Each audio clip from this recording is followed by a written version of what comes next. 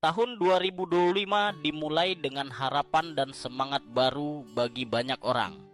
Namun, di sebuah desa kecil yang terletak di pinggiran hutan lebat, ada sesuatu yang tidak biasa terjadi. Desa itu bernama Kertajaya, sebuah tempat yang seakan terkurung dalam waktu, di mana tradisi dan mitos masih dipegang teguh oleh penduduknya.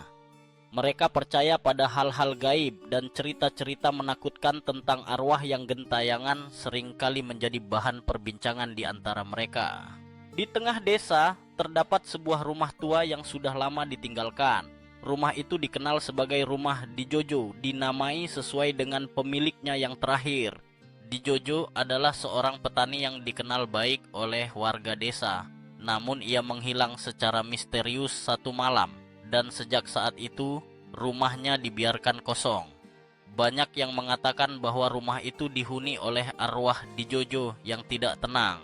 Sementara yang lain percaya bahwa ada kekuatan lain yang lebih gelap di dalamnya. Suatu malam, sekelompok anak muda desa yang dipimpin oleh Rina memutuskan untuk menjelajahi rumah Jojo. Mereka telah mendengar banyak cerita tentang rumah itu, dan rasa penasaran mereka mengalahkan ketakutan. Rina, yang dikenal sebagai sosok pemberani di antara teman-temannya, mengajak mereka untuk membuktikan bahwa semua cerita itu hanyalah mitos belaka. Mereka membawa senter, kamera, dan sedikit bekal, bertekad untuk menghabiskan malam di dalam rumah tersebut. Saat mereka tiba di depan rumah, suasana terasa mencekam. Angin malam berdesir lembut, seolah-olah menyampaikan pesan peringatan. Rina menatap temannya, Budi, yang terlihat sedikit ragu. "Ayo Budi, kita hanya akan masuk sebentar. Tidak ada yang perlu ditakutkan." Budi mengangguk, meskipun wajahnya menunjukkan ketidakpastian. Mereka memasuki rumah melalui pintu yang berderit. Di dalam, suasana gelap dan pengap. Debu menutupi setiap permukaan dan jaring laba-laba menggantung di sudut-sudut ruangan. Rina menyalakan senter dan menerangi ruang tamu yang luas, di mana kursi-kursi tua tergeletak berantakan. Suara langkah kaki mereka menggema di dalam ruangan sepi, menciptakan suasana yang semakin menegangkan. Setelah menjelajahi beberapa ruangan, mereka menemukan sebuah pintu yang tertutup rapat. Rina, yang selalu ingin tahu, mendorong pintu itu dan berhasil membukanya. Di balik pintu, terdapat tangga yang menuju ke bawah tanah. "Kita harus turun ke sana," serunya dengan semangat. Meskipun Budi dan teman-temannya merasa ragu, rasa ingin tahu mereka mengalahkan ketakutan. Tangga itu gelap dan sempit, dan setiap langkah yang mereka ambil terasa semakin berat. Saat mereka mencapai bagian bawah, mereka menemukan sebuah ruangan kecil yang dipenuhi dengan barang-barang tua dan berdebu. Di tengah ruangan terdapat sebuah meja kayu besar, dan di atasnya terletak sebuah kotak kayu yang terlihat sangat tua. Rina mendekati kotak itu dan membukanya. Di dalamnya terdapat berbagai benda aneh, termasuk sebuah boneka yang terlihat sangat menyeramkan dengan mata yang tampak hidup. Ketika Rina mengangkat boneka itu, suasana di dalam ruangan tiba-tiba berubah. Suara berisik terdengar dari atas, seolah-olah ada sesuatu yang bergerak di lantai atas. Teman-temannya saling memandang dengan ketakutan. "Apa itu?" tanya Budi, suaranya bergetar. Rina menurunkan boneka itu dan berusaha menenangkan teman-temannya. "Mungkin hanya suara angin," katanya, meskipun ia sendiri merasa tidak yakin. Tetapi suasana tenang itu tidak bertahan lama. Tiba-tiba, lampu senter yang mereka bawa berkedip-kedip sebelum akhirnya mati total. Dalam kegelapan yang pekat, mereka mendengar suara langkah kaki mendekat. "Kita harus pergi dari sini," teriak Rina, dan mereka berlari menuju tangga. Namun, saat mereka mencoba naik, pintu yang mereka masuki entah bagaimana sudah tertutup rapat. Panika mulai melanda. Mereka mencoba mendorong pintu, tetapi tidak ada yang berhasil. Suara langkah kaki semakin mendekat, dan di tengah kegelapan, mereka bisa merasakan kehadiran sesuatu yang tidak terlihat. Budi berteriak, "Ada sesuatu di sini!" Rina berusaha mengingat jalan keluar, tetapi kepanikan membuatnya sulit berpikir jernih.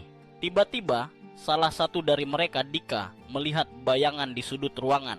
"Lihat!" serunya. Semua mata tertuju ke arah bayangan itu, dan mereka melihat sosok seorang pria tua dengan wajah pucat dan mata kosong. "Siapa kalian?" Suara pria itu bergema, membuat mereka terdiam ketakutan. Rina berusaha berbicara, tetapi suaranya terhenti. Pria itu melangkah maju, dan mereka bisa merasakan hawa dingin yang menyelimuti ruangan. "Ini adalah tempatku," katanya dengan suara serak. "Kalian tidak seharusnya berada di sini." Suara itu membuat bulu kuduk mereka merinding. Rina, yang masih berusaha berani, bertanya, "Siapa Anda?" Pria itu tidak menjawab, tetapi senyumnya yang menyeramkan membuat mereka semakin ketakutan. Dalam sekejap, suasana berubah menjadi kacau. Rina dan teman-temannya berusaha mencari cara untuk keluar, tetapi pintu tetap tertutup. Pria itu mulai mendekat, dan mereka merasakan kehadiran gelap yang menyelimuti ruangan. Rina berteriak, "Kita harus mencari jalan keluar." Mereka berlari ke sudut ruangan, tetapi semua usaha mereka sia-sia. Saat mereka berusaha mencari jalan keluar, Dika tiba-tiba terjatuh dan tidak bisa bangkit. "Ada sesuatu yang menarikku!" teriaknya. Rina dan yang lainnya berusaha membantunya, tetapi seolah-olah ada kekuatan tak terlihat yang menahan Dika di tempatnya. Suara tertawa yang mengerikan mulai terdengar, membuat suasana semakin mencekam. Rina berusaha berpikir cepat. "Kita harus bersatu, jangan biarkan dia terjebak." Mereka semua berpegangan tangan dan berusaha menarik Dika, tetapi tidak ada yang berhasil. Dalam kekacauan itu, Rina teringat akan boneka yang mereka temukan. "Mungkin boneka itu bisa membantu," katanya, meskipun ia sendiri tidak yakin. Dengan cepat, Rina berlari kembali ke arah boneka yang tergeletak di lantai. Ia mengangkatnya dan menggenggamnya erat. "Kami tidak takut padamu," teriaknya, mencoba menunjukkan keberanian di tengah ketakutan. Sosok pria tua itu berhenti sejenak, seolah terkejut dengan tindakan Rina. Saat Rina mengangkat boneka itu lebih tinggi, suara tawa mengerikan itu mulai mereda. "Kau tidak seharusnya membawa itu ke sini," pria itu berkata. Suaranya kini lebih pelan. Dia adalah bagian dari dunia ini. Rina bingung, tetapi ia tahu bahwa mereka tidak punya banyak waktu. "Kami hanya ingin pergi," teriaknya. Tiba-tiba, Dika berhasil bangkit dan menarik tangan Rina. "Ayo, kita pergi," serunya. Mereka semua berlari menuju pintu, dan untuk pertama kalinya, pintu itu terbuka. Mereka melintasi ambang pintu dan berlari keluar dari rumah dengan cepat, tidak pernah menoleh ke belakang. Di luar, malam terasa lebih tenang. Mereka berlari sejauh mungkin hingga akhirnya sampai di tepi hutan. Napas mereka terengah-engah dan jantung mereka berdebar kencang. Rina menoleh ke arah rumah yang sekarang terlihat menakutkan di belakang mereka. "Apa yang baru saja terjadi?" tanyanya, suaranya bergetar. Budi, yang masih terlihat ketakutan, menjawab, "Kita tidak seharusnya masuk ke sana. Ada sesuatu yang sangat salah." Mereka semua sepakat untuk tidak pernah kembali ke rumah Jojo. Namun, pengalaman itu meninggalkan bekas yang mendalam dalam diri mereka. Rina merasa terobsesi untuk mencari tahu lebih lanjut tentang pria tua itu dan boneka yang mereka temukan. Beberapa minggu kemudian, Rina mulai melakukan penelitian di perpustakaan desa. Ia menemukan bahwa di Jojo, pemilik rumah itu ternyata memiliki sejarah kelam. Ia dikenal sebagai orang yang terlibat dalam praktik ilmu hitam, dan banyak yang percaya bahwa ia telah melakukan ritual untuk memanggil arwah-arwah jahat. Rina merasa bahwa apa yang mereka alami di dalam rumah itu mungkin ada hubungannya dengan ritual yang dilakukan di Jojo. Rina mengajak teman-temannya untuk kembali ke desa dan melakukan penyelidikan lebih dalam.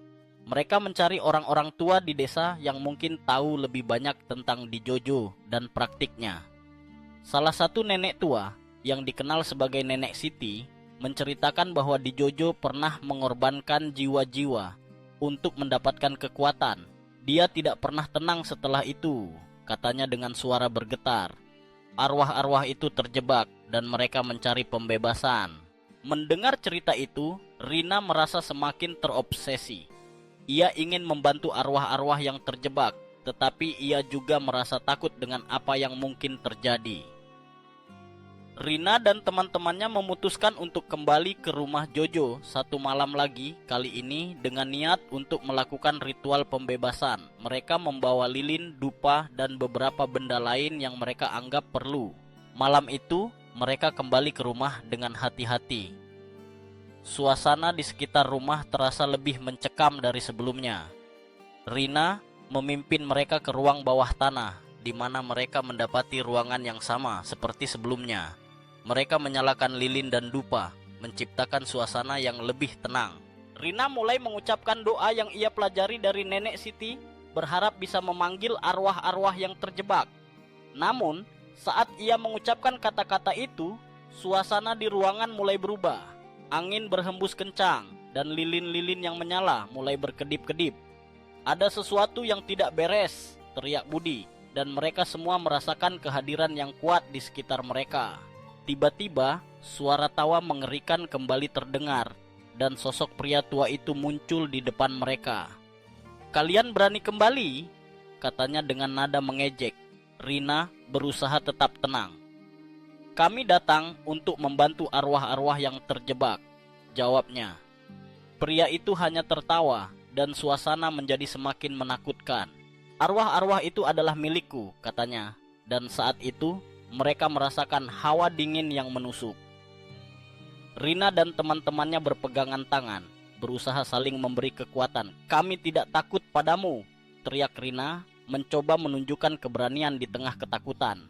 Namun sosok pria itu hanya tersenyum lebar, dan dalam sekejap ruangan itu dipenuhi dengan bayangan-bayangan gelap. Rina merasa terjebak dalam kegelapan yang pekat dan semua harapan seolah sirna. Dalam momen itu, ia menyadari bahwa mereka mungkin tidak akan pernah bisa melarikan diri dari tempat itu. Ketika semuanya tampak hilang, Rina teringat akan boneka yang mereka temukan sebelumnya. Ia berusaha mencarinya di antara kegelapan, dan ketika ia berhasil menemukannya, ia mengangkatnya tinggi-tinggi. "Kami tidak takut," teriaknya lagi, dan tiba-tiba sosok pria itu terhenti. Bayangan-bayangan gelap mulai menghilang, dan suara tawa itu mereda.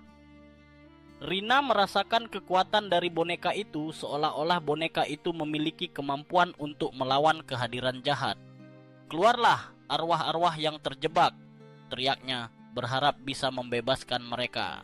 Dalam sekejap, suasana di ruangan itu berubah. Cahaya terang muncul, mengusir kegelapan. Rina merasa seolah-olah arwah-arwah yang terjebak mulai bergerak, dan sosok pria itu mulai memudar. "Kalian tidak akan pernah bisa melupakan ini," katanya sebelum akhirnya menghilang sepenuhnya. Ketika cahaya itu mereda, Rina dan teman-temannya merasa kelegaan yang luar biasa. Mereka berhasil melawan kehadiran jahat itu dan membebaskan arwah-arwah yang terjebak. Namun, mereka tahu bahwa pengalaman itu akan selalu menghantui mereka. Mereka keluar dari rumah Jojo dengan hati yang berat, menyadari bahwa tidak semua tempat bisa dipahami dan tidak semua rahasia bisa diungkap. Malam itu mereka meninggalkan desa Kertajaya dengan perasaan campur aduk. Rina tahu bahwa meskipun mereka berhasil, ada banyak kisah yang belum terungkap. Rumah di Jojo mungkin sudah kosong, tetapi kenangan dan pengalaman mereka akan selalu terukir dalam ingatan. Mereka berjanji untuk tidak pernah kembali ke tempat itu, tetapi juga bertekad untuk menjaga cerita-cerita ini agar tidak terlupakan. Dan meskipun waktu berlalu, suara tawa mengerikan itu akan selalu terngiang di telinga mereka, mengingatkan akan apa yang pernah mereka alami di tahun 2025.